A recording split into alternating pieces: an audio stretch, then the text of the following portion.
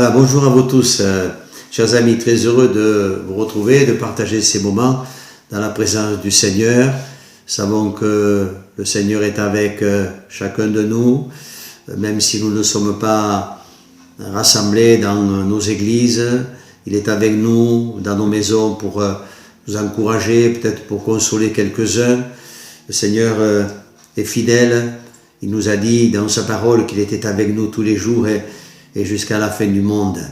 Et lorsque nous passons par des moments difficiles, très difficiles, comme nous les vivons actuellement, et nous pensons à tous ceux qui perdent un être cher, et puis nous pensons à tous ceux qui sont sur ce front, n'est-ce pas, lorsque on entend parler au travers de médias, d'infirmiers, de docteurs, quelque chose qui nous touche, hein. On prie pour ces gens, et je sais que vous le faites. Il est bon de pouvoir s'attacher aux promesses du Seigneur. Je pense à ce texte des Hébreux, au chapitre 11, au verset 1er, quand il est question de la foi. Quand il est question de la foi. Le texte nous dit ceci: la foi, c'est une ferme assurance des choses que l'on espère, c'est une démonstration de celles que l'on ne voit pas. Et je crois que pour nous, ce qui est important, c'est d'être vraiment convaincu. Il y a une traduction de la Bible, c'est la traduction d'Arby, qui dit ceci, que c'est une ferme assurance des choses que l'on espère, c'est la conviction de celles que l'on ne voit pas. Et quand on est convaincu, chers amis, que le Seigneur est là, eh bien je crois que rien ne peut nous arrêter. On sait, et je le répète, il demeure fidèle. Il y a un passage dans la parole de Dieu où il est question de 3 personnages qui sont passés aussi par une terrible épreuve. Terrible épreuve.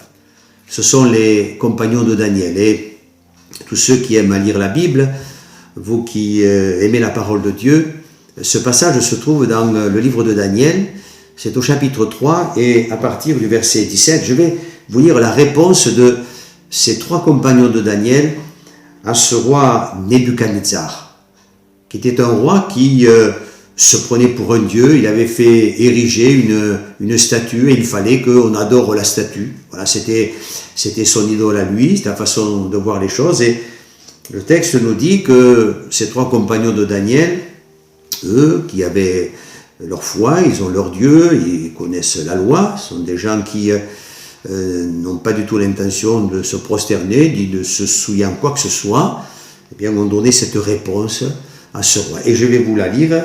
Voici ce que vont dire ces 3 compagnons de Daniel. Voici notre Dieu que nous servons peut nous délivrer de la fournaise ardente, et il nous délivrera de ta main, ô roi. Si l'on sache, ô roi, que nous ne servirons pas tes dieux, et que nous n'adorerons pas la statue d'or que tu as élevée. Voilà, quoi qu'il en soit, tu feras ce que tu voudras, mais nous allons faire, eh bien, ce qui est sur notre cœur. Nous, notre désir, c'est d'adorer Dieu, et nous n'adorerons pas ton Dieu à toi. Le texte nous dit que, à cause de leur réponse, ils ont été jetés dans une fournaise. Et là, dans la fournaise, chauffée 7 fois plus qu'à l'habitude, eh bien, il s'est passé quelque chose de miraculeux. Vous savez, avec Dieu, il faut s'attendre au miracle. Le Dieu de la Bible, c'est pas un Dieu que nous servons en théorie. Notre foi, c'est pas une foi théorique, mais c'est une foi pratique. Parce qu'une foi théorique nous donnera d'avoir des résultats que théoriques. Mais quand on a une foi pratique qui est vivante et qui est active, nous donne de voir des choses se réaliser de la part du Seigneur. Et le texte nous dit que lorsqu'ils ont jeté ces 3 compagnons dans la fournaise, lorsque le roi regardait, eh bien surpris a-t-il été, puisqu'ils ont vu 4 personnages. 4 personnages. Et là nous savons que le 4e personnage, c'est notre Seigneur Jésus qui est venu là pour les accompagner dans cette épreuve et puis ensuite pour les sortir de l'épreuve. La Bible nous dit que le feu ne les avait pas atteints. Je crois que la foi va nous donner de demeurer fidèles, imperturbables, dans ce que nous pouvons vivre. Il y a 2-3 choses que je voudrais souligner concernant ces 3 personnages. C'est que la première des choses, quand nous le lisons dans le verset 17, ils ont dit ceci: voici notre Dieu. Et ils ont un Dieu qu'ils servent, ils le connaissent. Ce n'est pas une notion vague de Dieu, ce n'est pas quelque chose de flou, C'est pas quelque chose qu'ils ont appris, voilà, c'est notre Dieu parce qu'on nous l'a enseigné comme ça. C'est quelque chose qu'ils ont expérimenté.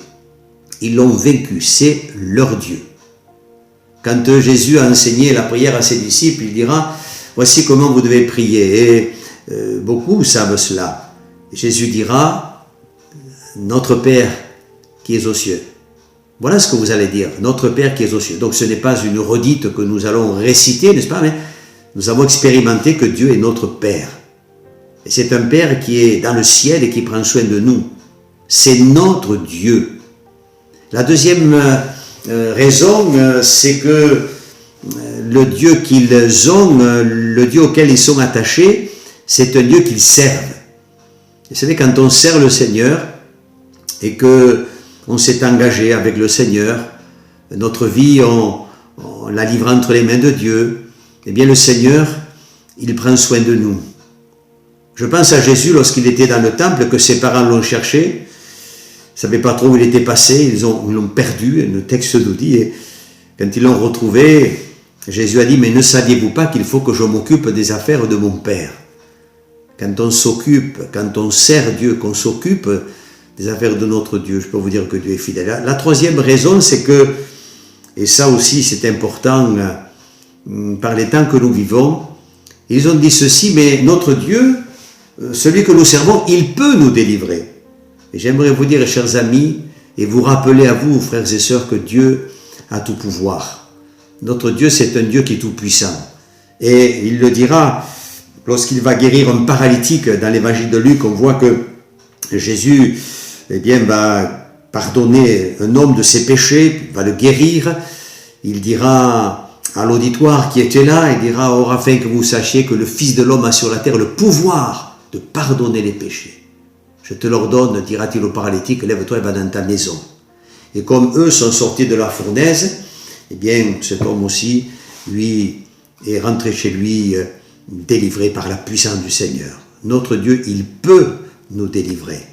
Je ne sais pas ce que vous vivez en ce moment, et j'imagine, vous êtes dans vos appartements, que sais-je, mais j'aimerais vous dire en terminant que le Dieu des compagnons de Daniel, c'est aussi notre Dieu, mais il peut devenir votre Dieu et devenir votre Père.